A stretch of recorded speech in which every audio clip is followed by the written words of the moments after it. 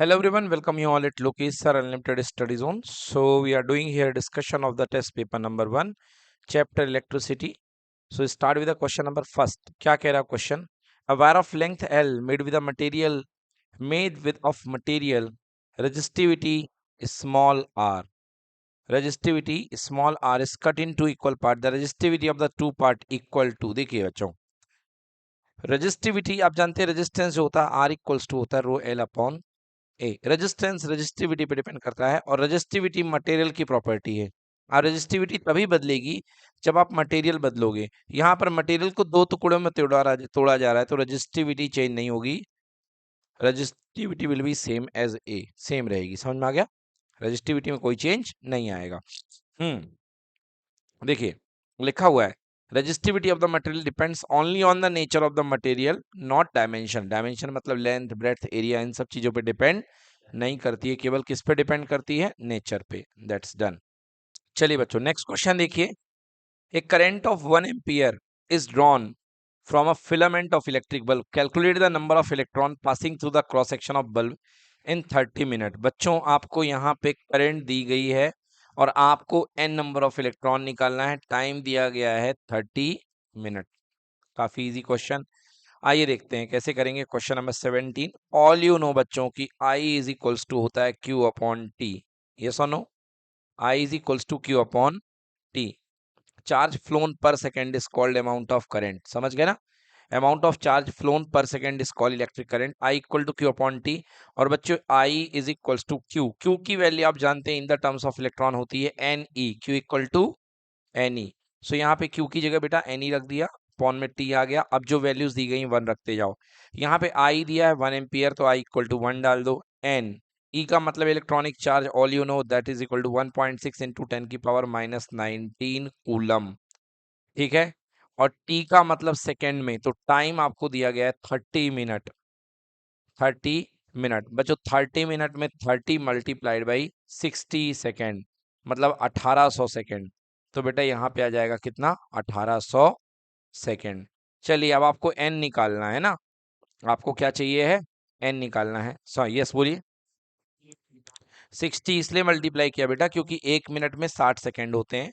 So 30 multiply by 60 equal to 1800 second. ठीक है, आ गया समझ में? नहीं सेम नहीं आएगा, 1800 सेकेंड हो गया यहाँ पे। ठीक है, तो यहाँ पे चलिए सॉल्व करते हैं। 1800 आ जाएगा न्यूमरेटर में 1800 और नीचे 1.6 इंटू 10 की पावर माइनस 19। यहाँ पे n आ जाएगा। बच्चों सॉल्व करो, कैसे सॉल्व करोगे? 1800 इंटू 10 की पावर 19 और नीचे बैठा है 1.6। ठीक है, 1.6 का एक जीरो और काट दो तो ये हो गया 10 बराबर कितना? n। n की वैल्यू देखो बच्चों, 19, एक जीरो 20, एक जीरो 22, सॉरी 21 और एक 22। मतलब आप इसको लिख सकते हो 18/16 इंटू 10 की पावर 22। टोटल 3 जीरो थे तो 19 और 3 जीरो 22 मिल गए। आप काट दो इसको 2 से, 2 9 जा 18, 2 8 जा 16। So answer 9/8। अगर आप डिवाइड करना है तो डिवाइड कर लो 9 में 8 का, 8 1 जा 8, यहाँ पे 1 आ गया। फिर इस पर डेसिमल लगाओ 0, अगेन 8 1 जा 8, 2 आ गया। देन यहाँ पे कितना आ जाएगा? फिर से 0, 8 2 जा 16, 4 आ गया एंड 8 5 जा 40, कैंसिल। सो कितना बन गया? 1.125, 1.125 into 10 to the power 22 electrons. इतने इलेक्ट्रॉन फ्लो होंगे तब आपकी करंट 1 एम्पियर बनेगी। आंसर 1.125 इंटू 10 की पावर 22। बेटे 10 22 नहीं है, इट इज 10 की पावर 22 इलेक्ट्रॉन। अब इसको नियर अबाउट कर दिया 10 की पावर 22। खैर अपना तो आंसर ही आ चुका है पूरा पूरा, तो कोई नियर अबाउट करने की जरूरत नहीं है। बट यदि किसी ने इसको अप्रोक्सीमेट करके 10 की पावर 22 भी लिखा है तो गलत नहीं है, that is also correct. Yes बच्चों देखिए नेक्स्ट क्वेश्चन करते हैं। अगला क्वेश्चन है आपके पास, पहला पार्ट कह रहा है इसमें डिफाइन इलेक्ट्रिक पावर। ठीक है ना, डिफाइन इलेक्ट्रिक पावर। तो आप जानते हैं इलेक्ट्रिक पावर क्या होती है? Rate of consumption of electrical energy is called electric power. And power का formula P is equal to work upon time. So इसकी यूनिट जूल पर second. Express in the term of potential difference V and resistance R। All you know P equal to होता है V square upon R। जो इसका कह रहा है express करो, तो express power in the terms of R equal to होता है P equal to V square upon R. तो एक्सप्रेस करने के लिए बोला गया है, आइए इसको हम पूरा का पूरा बना देते हैं। So electrical power, question number 18, electrical power P is equals to work upon time. Okay, now यहाँ पे P is equals to work, all you know V equals to W by Q, so W equals to कितना, Q into V, derive कर रहे हैं हम लोग, बना रहे हैं, W equal to Q into V upon कितना T, और आप जानते हैं कि Q अपॉन T को हम क्या बोलते हैं, I is equal to rate of flow of charge या चार्ज फ्लोइंग पर यूनिट सेकेंड। सो कि P इक्वल टू कितना हो गया, V पहले से ही है, एक आ गया I। क्वेश्चन कह रहा है कि in the terms of R लेके आना है। So by Ohm's law, by Ohm's law V equals to R I, so I is equal to V upon R। तो I की वैल्यू यहाँ पे V अपॉन R पुट कर दो बच्चों, तो P equal to V into I की जगह V अपॉन R, क्या बन गया बेटा, V square upon R। So power का formula P equal to V square by R, ये पहला फॉर्मूला आ गया जो इन्होंने पहला क्वेश्चन पूछा है, एक्सप्रेस करने को बोला है, इसलिए हमने पूरा इसको डिराइव ही कर दिया है ना। Second, an electrical fuse rated eight 2 ampere, what is meant by statement. एक इलेक्ट्रिकल फ्यूज की 2 एम्पियर रेटिंग है, इसका मतलब क्या है बेटा, अगर किसी इलेक्ट्रिकल फ्यूज की रेटिंग 2 एम्पियर है, इसका मतलब अगर 2 एम्पियर तक की करंट इसके अंदर से जाएगी तो ये मेल्ट नहीं होगा, बट अगर करंट की वैल्यू 2 एम्पियर से ज्यादा होगी तो ये मेल्ट हो जाएगा और टूट जाएगा और करंट आगे नहीं जा पाएगी। It means the maximum current will flow through it only 2 ampere, fuse will break, will melt if the current exceed 2 ampere value through it, अगर इससे ज्यादा वैल्यू की करंट जाएगी तो ये मेल्ट हो जाएगा। Next question B is done. An electric iron is 1 kilowatt is operated at 220 volt. By find which of the following fuses respectively 1 ampere, 3 ampere, 5 ampere can used in it. एक 1 kilowatt का iron है ना, और आप इसको 220 volt पे operate कर रहे हैं। तो यहाँ पे दो चीज दी गई हैं, एक तो आपकी दी गई है number 1 power, rated power, rated power कितनी है 1 किलोवाट, 1 किलोवाट मतलब 1000 वाट, और दूसरा आपको यहाँ पर दिया गया है 1 किलोवाट है, और दूसरा दिया गया है ऑपरेटिंग वोल्टेज। तो वोल्टेज आपको दिया गया है 220 वोल्ट, वोल्टेज आपको दिया गया है 220 volt. All you know guys, P equals to V I, so I is equals to कितना हो जाएगा, P अपॉन V। पावर दी गई है 1000 और वोल्टेज कितना दिया गया है, वोल्टेज आपको दिया गया है 220, जीरो से जीरो कैंसिल, आप डिवाइड करेंगे 22 नीचे यहाँ पे तो 4 पॉइंट समथिंग आएगा, 2 से काट दो, ये 50 बार और ये कितने बार 11 बार, 50/11, 50/11 सॉल्व करने पर 4 पॉइंट समथिंग आएगा, एग्जैक्टली 4.54 आ रहा है, ठीक है देख लेते हैं। सो यस एग्जैक्टली 4.54, बेटा 4.54 एम्पियर इसकी रेटिंग है। अब आप देखिए आपके सामने जो ऑप्शंस दिए गए हैं वो क्या हैं। 1 एम्पियर लगा नहीं सकते हो बच्चों, क्योंकि करंट 1 एम्पियर से ज्यादा की है, इसमें खुद ही इसकी रेटेड करंट ही 4 एम्पियर की है, मतलब एक 4 एम्पियर से ज्यादा नहीं जाने देना है, 4.54 से ज्यादा नहीं जाने देना है। तो यहाँ पे सुटेबल आंसर कौन सा दिख रहा है, 5 एम्पियर। तो answer 5 ampere should be used. Answer देखिए करंट इतनी आ गई है, so to run electric iron 1 kilowatt rated fuse 5 ampere should be used, तो इसलिए 5 एम्पियर का फ्यूज आप इस्तेमाल करेंगे, ठीक है। और वाला चलिए देखते हैं next, deduce the expression for the equivalent resistance for the parallel combination of the three resistance R1 R2 R3। चलिए R1 R2 R3 का पैरेलल कॉम्बिनेशन सबसे पहले देखो बेटा, यहाँ पे R3 और R2 एक दूसरे के पैरेलल में है, ठीक है ना, ये R2 और R3 एक दूसरे के क्या है, पैरेलल में है। क्यों है पैरेलल में, क्योंकि ये दोनों ज्वाइंट एक ही हैं, ये दोनों ज्वाइंट क्या है, एक ही हैं, और ऊपर के भी ये दोनों ज्वाइंट एक ही हैं। अगर ये B है तो ये भी क्या है, B, वो तो तार लंबी करने से कुछ होता नहीं है, और अगर ये C है तो ये भी क्या है, C ही है।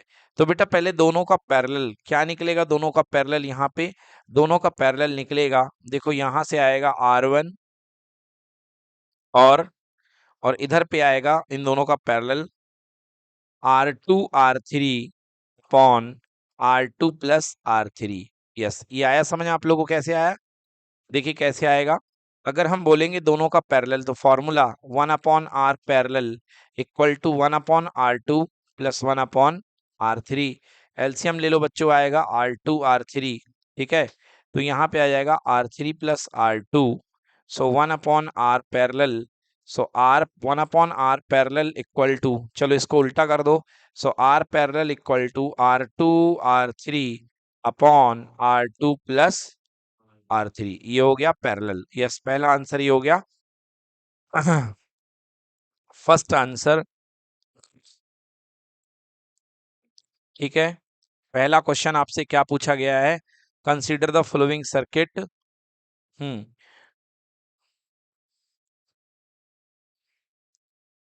यही था ना क्वेश्चन? ठीक है, अगला है which two resistors are connected in series. अब कह रहा कौन से दो रेजिस्टेंस सीरीज में कनेक्टेड हैं? कौन से दो रेजिस्टेंस? तो देखो बेटा, R4 और R4 से सेम करंट जाएगी किसमें? R5 में। किसमें जाएगी? R5। तो इसका आंसर है R4 and R5। First answer बनेगा R4 एंड R5 जो सीरीज में कनेक्टेड हैं, that is equal to R5 and R4 या R4 एंड R5 कनेक्टेड किसमें है? सीरीज में। ठीक, पहला आंसर। ओके, और यहाँ पे ये पॉइंट हो गया, ये बी ही है, ये भी बी है। चलिए, सेकंड कह रहा है which two resistors are connected in parallel. बच्चों देखो, R3 और R2 आपस में किस में कनेक्ट हैं? पैरेलल में। तो यहां पर आंसर आएगा R3 and R2। If every resistor R in the circuit is of 2 ohm, how what amount of current will flow in the circuit? हाँ, ये बढ़िया क्वेश्चन है बच्चों, ये देखो इसमें दिमाग थोड़ा सा लगाना पड़ेगा। अब कह रहा है कि यदि यहाँ पर हर रेजिस्टेंस 2 ओम का है तो इसमें से बहने वाली, सर्किट से फ्लो होने वाली करंट कैसी होगी? बच्चों देखो यहाँ पे बेटा जैसे करंट ऐसे आएगी ना, जैसे यहां से मान लो करंट फ्लो होगी, तो करंट के सामने दो रास्ते हैं बेटा, कि करंट इस रास्ते से जाए या इस रास्ते से जाए। तो बेटा ये जो रेजिस्टेंस है ना, ये किसी काम का नहीं है। क्यों नहीं है? क्योंकि बेटा करंट इस रास्ते को इस्तेमाल कर लेगी, क्योंकि ये वाला जो पाथ है इसमें रेजिस्टेंस जीरो है। क्या है? रेजिस्टेंस जीरो है, मतलब इसमें बिल्कुल भी बाधा नहीं है। तो ये वाला यूजलेस हो जाएगा बच्चों, अगर देखा जाए तो ये वाला किसी काम का नहीं है।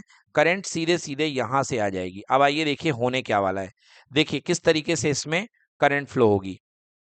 बेटा R4 और R5 है ना, आपके सीरीज में हो जाएंगे, और R3 और R2 आपके पैरेलल में हो जाएंगे। इन लोगों ने क्या डायग्राम बनाया हुआ है? Yes, R1 R4 R3। ये कहाँ का डायग्राम बना दिया भाई साहब? ये कौन सा क्वेश्चन कर दिया? अच्छा, एक और रिलेशन है, ऊपर भी है। ओके, ये वाला क्वेश्चन मैंने देखा नहीं था। Deduce the expression for the equivalent resistance. ये तो बनता है बच्चों आप लोगों से, पैरेलल कॉम्बिनेशन तो बनता है कि नहीं बनता? हाँ, तो इसमें कोई दिक्कत नहीं है। पैरेलल कॉम्बिनेशन में सेकंड वाले पार्ट में आपको बोला गया है कि बताइए सेकंड वाले पार्ट में आपकी रजिस्ट करंट क्या होगी। सेकंड वाले पार्ट में आपको बताना है कि करंट क्या होगी। आइए देखते हैं। तो सबसे पहले हम इसका टोटल रेजिस्टेंस निकालते हैं। तो मैं एक नया सर्किट बनाता हूं यहाँ पे, और आप देखिएगा बैटरी कितने की लगाई है भाई साहब? बैटरी लिखी इन लोगों ने, बैटरी कहाँ लगाई है? If resistor is 2 ohm what current will be flow through the circuit. अरे आप हमें बैटरी नहीं बताओगे तो हम करंट कैसे बता देंगे भाई? आपने बैटरी हमें बताई नहीं है। चलिए सोल्यूशन से देखते हैं आपने कितनी बैटरी लगाई है। तो यहाँ पर आपकी बैटरी जो है 5 वोल्ट की है। चलिए ठीक है, हम मान लेते हैं यहाँ पे बैटरी कितने वोल्ट की है? 5 वोल्ट की। बेटा बैटरी इनको बताना पड़ेगा, ये क्वेश्चन में कमी है ना, क्योंकि जब तक आप बैटरी नहीं बताओगे, हाँ बोनस हो जाएगा वैसे तो ये क्वेश्चन, तो जब तक आप बैटरी नहीं बताओगे तब तक हम नहीं बता सकते। ओके, चलिए, तो अब देखिए अब इसको सॉल्व कैसे करेंगे। देखो बच्चों, अब यहाँ पे सबसे पहले रेजिस्टेंस निकालते हैं टोटल, समझना अच्छे से। ये 5 वोल्ट की बैटरी है, ये 5 वोल्ट की बैटरी। देन इसके बाद आपके पास में ये एक रेजिस्टेंस 2 ओम का। फिर इसके बाद में बच्चों यहाँ पर ऊपर एक रेजिस्टेंस है 5 ओम का, 5 ओम नहीं 2 ओम का, R5। यहां तक आ गए आप। अब यहां तक आने के बाद आपके पास में दो रास्ते हैं करंट के लिए, एक ये रास्ता है, एक ये रास्ता है। तो ये रास्ता बेटा करंट के लिए कोई काम का नहीं है, करंट सीधे सीधे इस रास्ते से आएगी, ये करंट यहां तक आ गई, और इसके बाद में ये दोनों का पैरेलल मतलब ये देखिए, एक ये 2 ओम और एक ये 2 ओम, दोनों का पैरेलल कंसीडर किया जाएगा, और यहाँ पे आके करंट इस तरीके से फ्लो होगी। तो चलिए अब बताते हैं, ये 2 है और ये भी क्या है, 2 है। सबसे पहले सीरीज में 2 और 2 हो गए 4, कितने हो गए 4, क्योंकि ये दोनों सीरीज में जुड़े हैं, तो 5 वोल्ट बैटरी और इसके साथ में 4 ओम ये लगा दीजिए इन दोनों सीरीज के चलते।